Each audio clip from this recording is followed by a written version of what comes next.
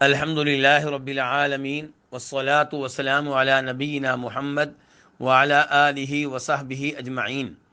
ایک بھائی اپنے سوال میں لکھتے ہیں کہ ہم بچپن سے یہ سنتے آئے ہیں کہ رزق اور مال عورت کے نصیب اور اس کی قسمت کی وجہ سے ملتا ہے، یعنی کہ مرد کو وہی مال ملے گا، وہی رزق ملے گا جو اس کی بیوی کی قسمت اور اس کے نصیب میں ہوگا، اور جو اولاد ملتی ہے وہ مرد کے نصیب اور اس کی قسمت کی وجہ سے ملتی ہے۔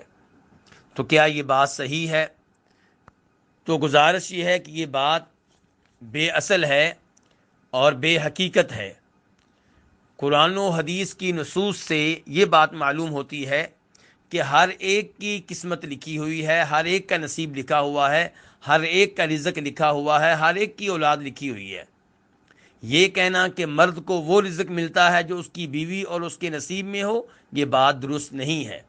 اللہ رب العزت قرآن حکیم میں ارشاد فرماتے ہیں وَمَا مِن دَابَّةٍ فِي الْأَرْضِ إِلَّا عَلَى اللَّهِ رِزْقُهَا، زمین پہ کوئی بھی ہے اس کا رزق اللہ کے ذمے ہے، اور اللہ تعالیٰ ہر ایک کے ٹھکانے کو جانتے ہیں۔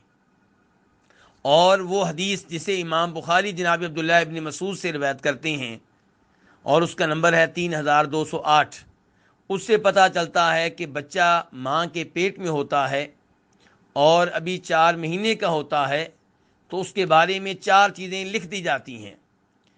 اس کا عمل لکھ دیا جاتا ہے، اس کا رزق لکھ دیا جاتا ہے، اس کی عمر لکھ دی جاتی ہے، اور یہ بھی لکھ دیا جاتا ہے کہ یہ سعادت مند ہوگا یا بدبخت ہوگا۔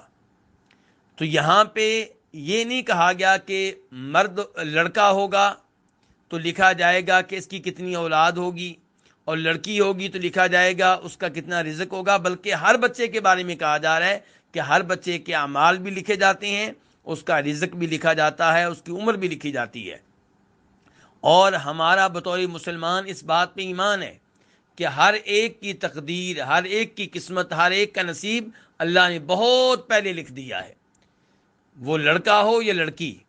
اس لیے ہر ایک کو اپنی اپنی تقدیر کے مطابق رزق ملتا ہے، ہر ایک کو اپنی اپنی تقدیر، قسمت اور نصیب کے مطابق اولاد ملتی ہے۔ اور یہ بات جس کا تذکرہ سوال میں کیا گیا ہے یہ درست نہیں ہے۔ اللہ رب العزت ہمیں صحیح عقائد اختیار کرنے کی توفیق عنایت فرمائے۔ وصلی اللہ تعالی علی نبینا محمد وعلی آلہ وصحبہ اجمعین۔